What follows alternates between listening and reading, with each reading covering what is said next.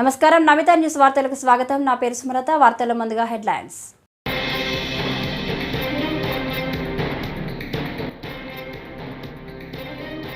ముంబై నటి కేసులో ఎంత పెద్దవారున్నా వదిలే ప్రసక్తే లేదని హోంమంత్రి అనిత.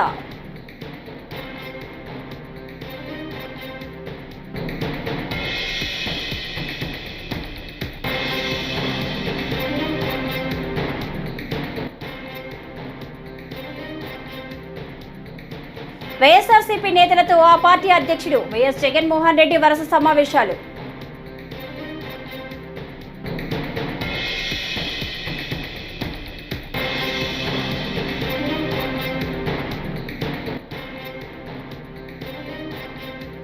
సింహాద్రి అప్పన్ను మంత్రి నారా లోకేష్ దర్శించుకున్నారు. ఆలయంలో నిర్వహించిన ప్రత్యేక పూజలు.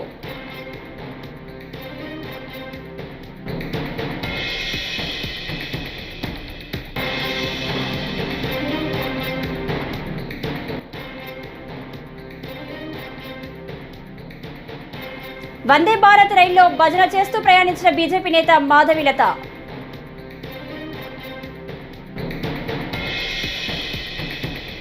ఇక డీటెయిల్స్ చూస్తే, ముంబై నటి కేసులో ఎంత పెద్దవారున్నా వదిలే ప్రసక్తి లేదని హోంమంత్రి అనిత ప్రకటించారు. ఇప్పటికే 3 ఐపీఎస్లను సస్పెండ్ చేశామని గుర్తు చేశారు.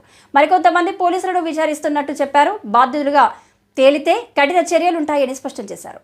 కేసులో దర్యాప్తు చురుగ్గా సాగుతుందని చెప్పారు. రాజకీయాలు చేయడం అన్నది పక్కన పెడితే ఈరోజు ప్రతి ఆడపిల్లని రక్షించుకోవడం పెద్ద బాధ్యత కింద మారిపోయింది.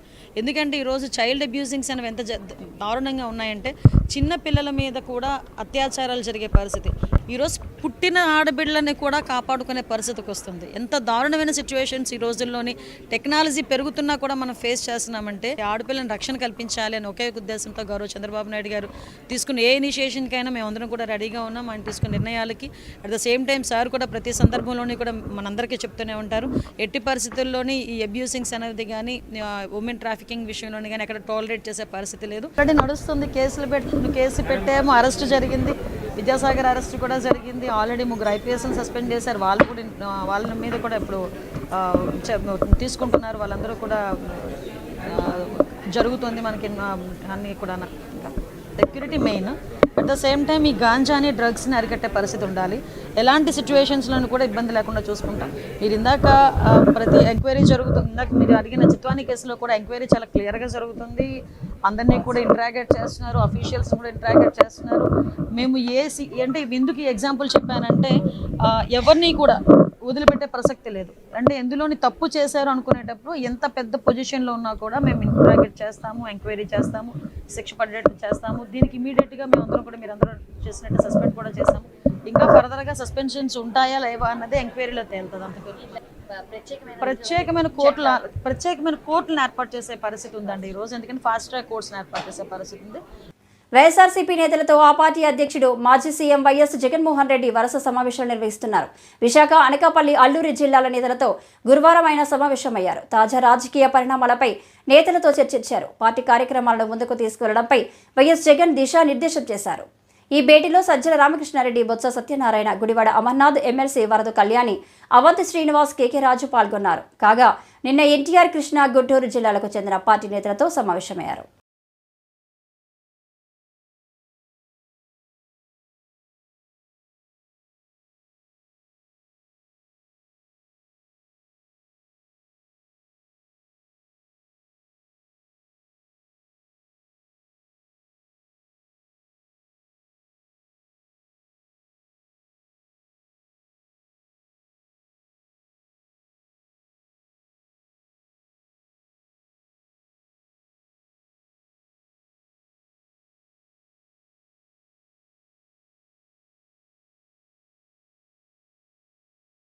సింహాద్రి అప్పన్ను మంత్రి నారా లోకేష్ దర్శించుకున్నారు. ఆలయంలో నిర్వహించిన ప్రత్యేక పూజల్లో ఆయన పాల్గొన్నారు.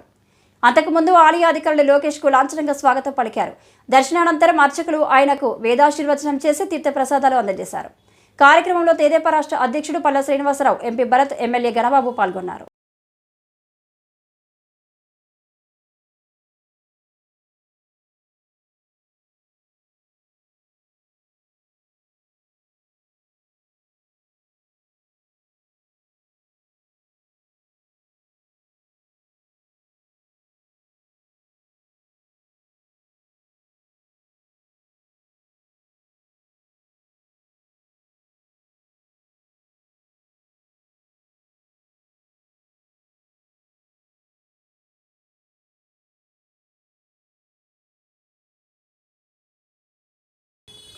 తిరుమల లడ్డు వివాదం ప్రస్తుతం దేశవ్యాప్తంగా చర్చనీయాంశమైంది. దీనిపై హిందూ సంఘాలు, ఏపీలోని కూటమి ప్రభుత్వం తీవ్రంగా స్పందిస్తున్నాయి. ఈ నేపథ్యంలో తాజాగా హైదరాబాద్ బీజేపీ పార్లమెంటరీ అభ్యర్థి మాధవీలత వందే భారత్ రైల్లో భజన చేస్తూ హైదరాబాద్ నుంచి తిరుపతికి ప్రయాణించారు. దీనికి సంబంధించిన వీడియోలు నెట్టింట పోస్ట్ చేశారు.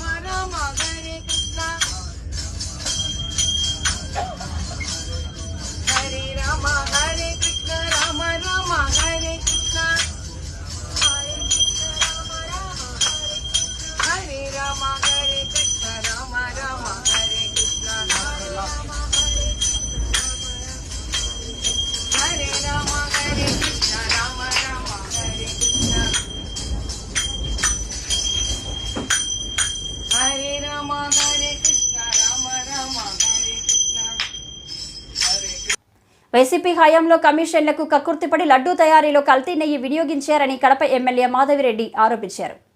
లడ్డూ నాణ్యత బాగోలేదని విషయం జూలైలోనే గుర్తించి అధికారులకు ఫిర్యాదు చేసినట్లు చెప్పారు. ప్రపంచవ్యాప్తంగా హిందువుల ఆగ్రహాన్ని తట్టుకోవడం ఎలాగో తెలియక వైసీపీ కొత్త నాటకాలకు తెరతీశాయని మండిపడ్డారు. నాటకాన్ని మొదలుపెట్టారు. అసలు హిందూ మతం పట్ల, విశ్వాసాల పట్ల,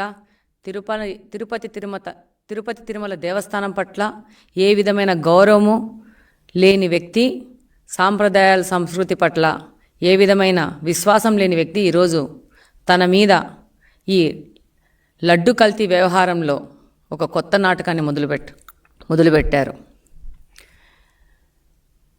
జగన్మోహన్ రెడ్డి గారు ఏ రోజైనా సతీ సమేతంగా తిరుపతి తిరుమల దేవస్థానానికి ఏ రోజైనా వెళ్ళారా? మన సాంప్రదాయంగా బ్రహ్మోత్సవాలకి దంపతులు వెళ్ళి పట్టు వస్త్రాలు ఇస్తారు. ఆ విధంగా ఏ రోజైనా తన సతీమణిని తీసుకెళ్ళి పట్టు వస్త్రాలు ఏ రోజైనా ఆయన సమర్పించుకున్నారా? ఆయన వేరే మతాన్ని విశ్వసిస్తారు. కాబట్టి తిరుమలకి వెళ్ళినప్పుడు ఏ రోజైనా నేను హిందూ మతాన్ని గౌరవిస్తాను అనే డిక్లరేషన్ ఏ నోటైనా ఇచ్చారా? మీరందరూ చూస్తుంటారు. అబ్దుల్ కలాం గారు కానీ వేరే వాళ్ళు అన్యమతస్థులు తిరుపతి తిరుమల దేవస్థానానికి వెళ్ళినప్పుడు డెఫినెట్గా అట్లా డిక్లరేషన్ ఇచ్చి దర్శనం చేసుకుంటారు. ఈయన ఏ రోజైనా ఈ డిక్లరేషన్ ఇచ్చారా? పవిత్రమైన తిరుమల తిరుపతి దేవస్థానం యొక్క లడ్డూను అపవిత్రం చేసి దానివల్ల వస్తున్న నష్టాన్ని భర్తీ చేసుకోవడానికి కొత్త నాటకాలు మొదలుపెట్టారు. లడ్డూను తయారు చేసే నెయ్యిలో కల్తీ జరిగింది, అది వాస్తవం. దీనివల్ల ఎంతోమంది భక్తుల మనోభావాలు దెబ్బతిన్నాయి. కేవలం కమిషన్లు కక్కుర్తిపడి ఇలాంటి దురాగతనానికి ఈ 5 సంవత్సరాలు వీరు పాటుపడ్డారు. మేము కూడా జూలై 14వ తేదీ మేము దర్శనం చేసుకొనికి వెళ్తే ఆ రోజు మీడియాతో మాట్లాడడం జరిగింది. అది మీడియా సంస్థలు కూడా ప్రసారం చేసినాయి. ఆ రోజు మేము మాట్లాడడం జరిగింది.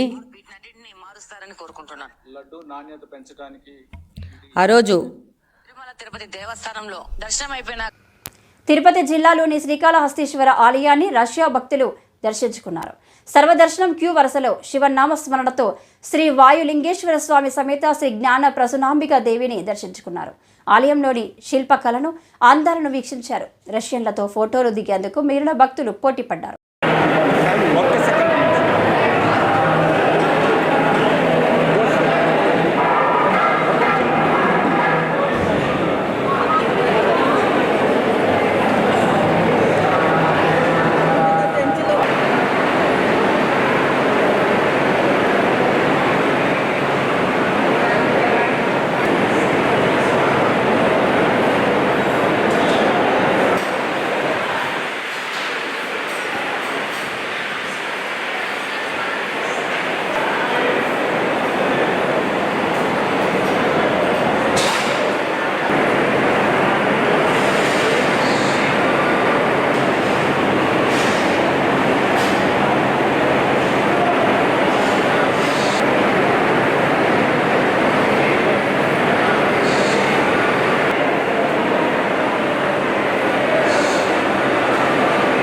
మాజీ ఎంపీ హర్షకుమార్ బీజేపీ ఎంపీ బృందేశ్వర్పై సంచలన వ్యాఖ్యలు చేశారు.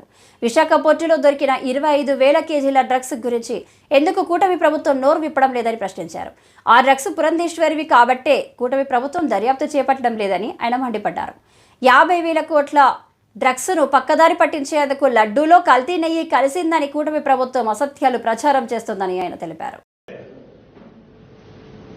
ఆ కంపెనీ పురంధేశ్వరి కొడుకు ఆ కంపెనీలో భాగస్తుడు అని చెప్పి వైసీపీ వాళ్ళు లేదు చంద్రబాబు నాయుడుకు కూడా దీంట్లో వాటా ఉంది. అతను ఎండి ఒకసారి వాషింగ్టన్లో న్యూయార్క్లో ఒక మహిళ మీద అసభ్యకంగా పరకంగా ప్రవర్తించి అమెరికా జైల్లో కూడా శిక్ష పొందాడు. వాడికి చంద్రబాబు నాయుడికి సంబంధాలు ఉన్నాయని చెప్పి కొంతమంది ఇంతమంది ఇన్ని ఆరోపణలు చేశారు. పోనీ దానికి 1 కేజీయా 2 కేజీలా 3 కేజీలా కొకైన్ అంటే 25,000 కేజీలు. అది నేను చెప్పింది మీరు చెప్పింది కాదు, సిబిఐ ప్రెస్ మీట్ పెట్టి చెప్పింది. దాని ఖరీదు 50,000 కోట్ల రూపాయల వరకు ఉంటుందన్నారు. ఏమైంది? దీని మీద ఎందుకు మాట్లాడవు చంద్రబాబు? 50,000 కోట్లు డ్రగ్స్ భారతదేశంలోకి వచ్చినంటే భారతదేశం నిర్వీర్యమైపోయే పరిస్థితి. మోడీయే కదా డ్రగ్స్. మీరెవరో ముగ్గురు మాట్లాడకపోతే ఈ డ్రగ్స్ మోడీయే అయి ఉండాలి. అందుకనే సిబిఐ దర్యాప్తు ఏం కనబట్లే.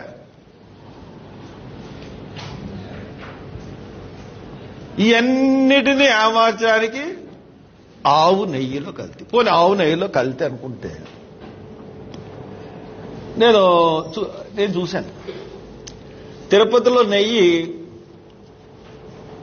టెండర్లేసి వాళ్ళు రివర్స్ టెండరింగ్ విధానం ప్రవేశపెట్టి ఇప్పుడు 380కో ఎంతకో నెయ్యి తీసుకుంటా ఉన్నారు.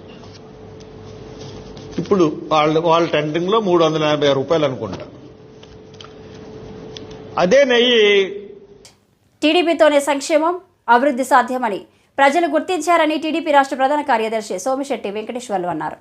కర్నూలులోని 45వ వార్డులో ఇది మంచి ప్రభుత్వంలో వెంకటేశ్వర్లు మాట్లాడారు.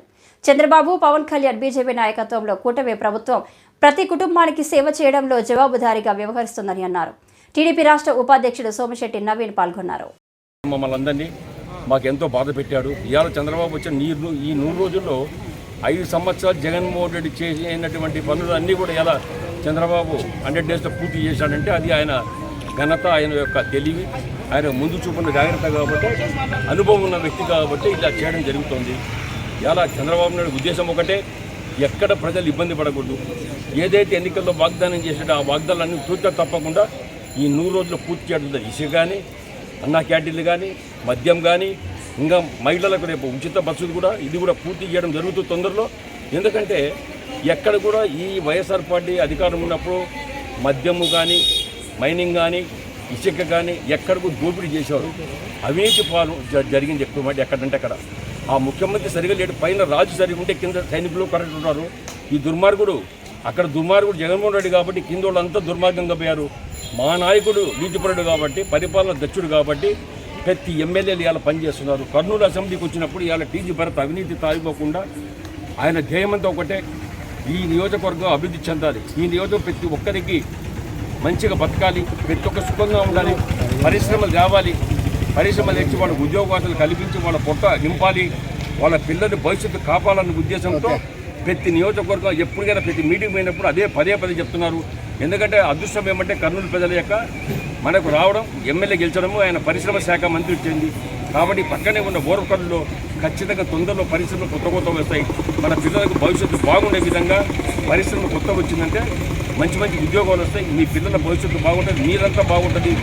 అందుకని ప్రతి ఒక్కరు ఒక మంచి ప్రభుత్వాన్ని, ఒక మంచి నాయకుడిని ఎన్నుకునే దానికి ప్రతి ఒక్కరు కూడా ముందుకు వచ్చినందుకు జగన్మోహన్ రెడ్డి 11 సీట్లకే ప్రయత్నం చేసి కూటమి ప్రభుత్వానికి 164 సీట్లు ఇచ్చారు.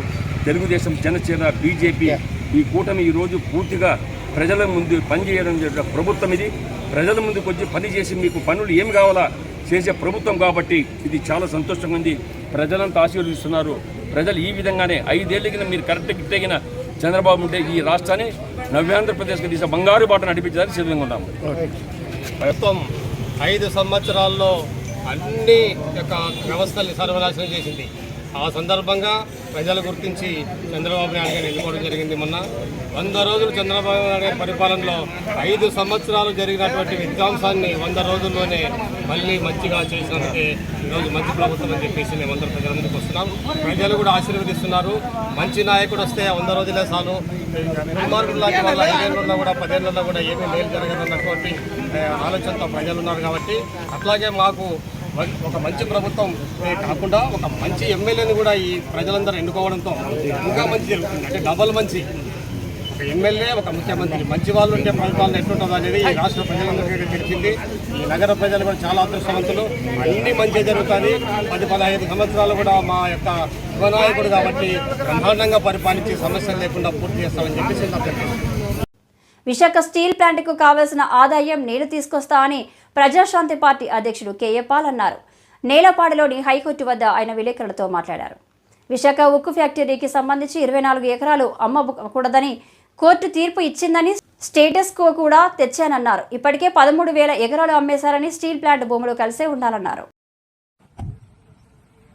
ఈరోజు ఆంధ్రప్రదేశ్ హైకోర్టు 1లో ఆనరబుల్ సిజే గారి ముందు సుదీర్ఘంగా స్టీల్ ప్లాంట్ ఎందుకు అమ్మకూడదు, అమ్మేస్తాము అని వాళ్ళు ఫైల్ చేశారు.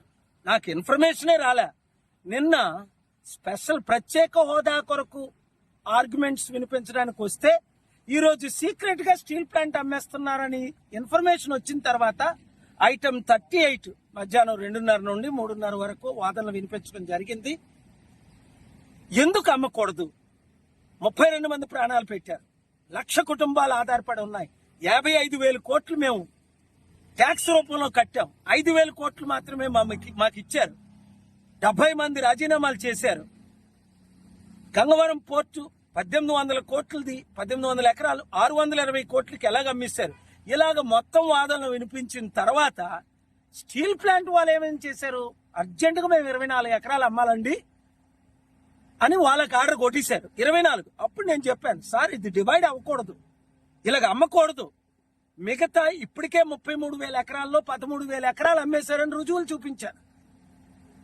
అప్పుడు ఇంకా ఏది అమ్మకూడదు, దానికి కావలసిన ఆదాయం నేను తీసుకొస్తాను. ఎక్కడి నుంచి తీసుకొస్తాను? అమెరికా నుండి డొనేషన్ గా తీసుకొస్తాను అన్నదానికి కౌంటర్ ఫైల్ చేస్తామని మార్చి 14 అన్నారు కోర్టు 17లో. కౌంటర్ ఫైల్ చేస్తాం దానికి ఏప్రిల్ 25 శాస్త్రి గారు కోర్టులో అన్నారు. ఇప్పుడు వరకు ఎందుకు ఫైల్ చేయలేదంటే అడిషనల్ సొలిసిటర్ శర్మ గారు, సార్ నేను ఇంకో కోర్టుకి వెళ్ళిపోవాలని మధ్యలో వెళ్ళిపోయారు. సార్ ఇలాగే చేస్తున్నారు వీరు, ఇది అన్యాయం. మీరు ఆర్డర్ పాస్ చేయండి, కౌంటర్ ఫైల్ చేయమని 2 to 4 weeks అంటే ఆర్డర్ పాస్ చేశారు ఆనరబుల్ సిజే గారు. I'm very grateful. అయితే ఈ 24 ఎకరాలు అమ్మకూడదు అని నేనేం చెయ్యాలి? వారు అమ్ముతున్నారు భూములు అన్నిని. రెండోది అంతకంటే ముఖ్యం, ఈ రోజు లడ్డూ గురించి గుంటూరు జిల్లా పెదనందిపాడు మండలం అబ్బినేని గుంటపాలెం గ్రామంలో బుధవారం ఇది మంచి ప్రభుత్వ కార్యక్రమం జరిగింది. కార్యక్రమంలో ఎమ్మెల్యే బూర్ల రామాంజనేయులు పాల్గొని కూటమి ప్రభుత్వం ఇచ్చిన హామీలను అమలు చేసి తీరుతుందని తెలిపారు. నియోజకవర్గ పరిధిలో అన్ని వర్గాల ప్రజలకు సంక్షేమ పథకాలు, అభివృద్ధి కార్యక్రమాలు తప్పక నెరవేరుస్తామని హామీ ఇచ్చారు. కార్యక్రమంలో కూటమి శ్రేణులు, సచివాలయ సిబ్బంది పాల్గొన్నారు. అఖండ మెజార్టీ ఇచ్చినటువంటి కూటమి ప్రభుత్వం 100 రోజులు పరిపాలనలో ప్రజలకు ఏ హామీలైతే ఇచ్చారో, ప్రజల అభివృద్ధికి ఏ కార్యక్రమాలు అయితే దోహదపడతాయో ఆ కార్యక్రమాలు అమలుపరిచే భాగంగా ఇప్పటికే 100 కార్యక్రమాలు అమలుపరిచి ప్రజల యొక్క విశ్వాసాన్ని చూరుకున్నటువంటి ప్రభుత్వంగా కూటమి ప్రభుత్వం ప్రజాస్వామ్యంలో ఒక చరిత్ర సృష్టించింది. చేసినటువంటి పనులు పుస్తకాల్లోనే ఉండడమే కాకుండా ప్రజల మధ్యకు తీసుకెళ్లాలని ఈ 100 రోజులు మా మంచి ప్రభుత్వం అనేటువంటి కార్యక్రమాన్ని ప్రతి గ్రామంలో ఏర్పాటు చేసి చేసిన కార్యక్రమాలు ప్రజలకు వివరించి ఇంకా వాళ్ళకి ఏదైనా అవసరాలు ఉంటే వాటిని కూడా తీసుకొని వాటిని అమలుపరిచే విషయంలో భవిష్యత్ ప్రణాళికలు ఏర్పాటు చేయడానికి ఒక విజన్ డాక్యుమెంట్ను కూడా తయారు చేయమని చెప్పడం అనేది ఎక్కడ కూడా జరగలే. అది ఈ కూటమి ప్రభుత్వం. తెలంగాణ గవర్నర్ జిష్ణుదేవ్ వర్మ తిరుమల శ్రీవారిని దర్శించుకున్నారు. గురువారం ఉదయం తోమాల అర్చన సేవల్లో ఆయన కుటుంబ సమేతంగా పాల్గొన్నారు. దర్శనం అనంతరం ఆలయంలోని రంగనాయకుల మండపంలో గవర్నర్కు వేద పండితులు వేద ఆశీర్వచనాలిచ్చి శ్రీవారి తీర్థ ప్రసాదాలు అందించారు.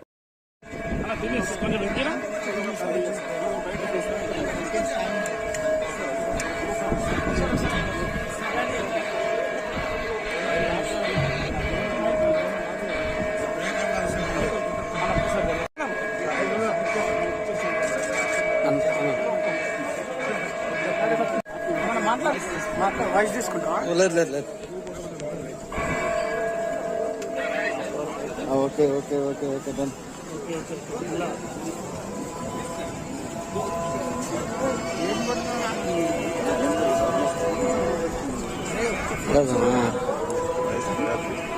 ఎందుకు లేదు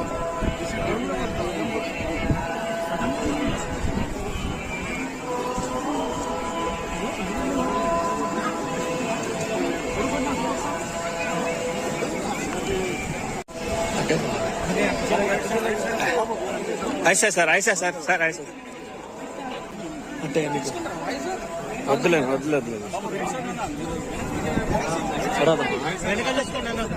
అలవాటే sir.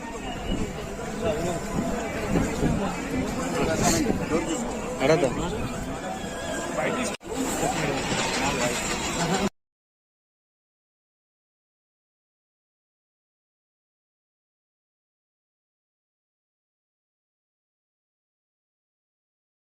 Deputy CM Pawan Kalyan ఉడత ఊపులకు ఎవరూ భయపడదని వైసీపీ నేత ఫెర్ని నాని అన్నారు. కుల మతాల పరంగా ప్రజలను రెచ్చగొడుతూ ఆయన నీచ రాజకీయాలు చేస్తున్నారని మండిపడ్డారు.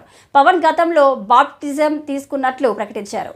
కానీ ఇప్పుడు ఏం చేస్తున్నారు? ఉప ముఖ్యమంత్రి పదవిలో ఉండి బాధ్యత లేకుండా ప్రవర్తిస్తున్నారు. ప్రశ్నించిన నాపైకి జన సైనికులను పంపి దాడి చేయిస్తున్నారు అని ఆయన ఫైర్ అయ్యారు.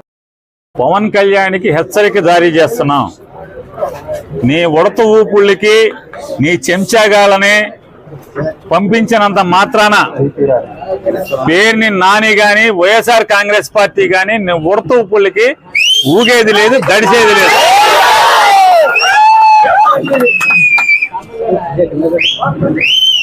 రాజకీయాల్లోకి సినిమా నటుడై 4 డ్యాన్స్లు వేసి నువ్వు వచ్చి నీ ఇష్టానుసారం ఎవరిని పడితే వాళ్ళని నోటుకొచ్చినట్టు మాట్లాడచ్చు.